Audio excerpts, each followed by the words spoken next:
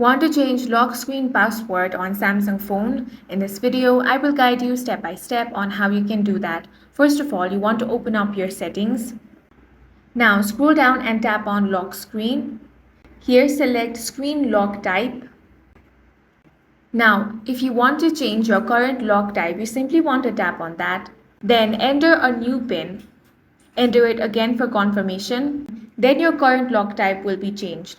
But if you want to change the screen lock type, then you simply want to tap on it. For example, I'm using PIN currently, but if you want to change that into password, select password. Now go ahead and enter the new password, tap continue. Enter it again and tap OK. Once you do that, your password will be changed. In this way, you can change your lock screen password, and that's all for this video. If you found it useful, make sure to hit the like button and subscribe for more videos like this.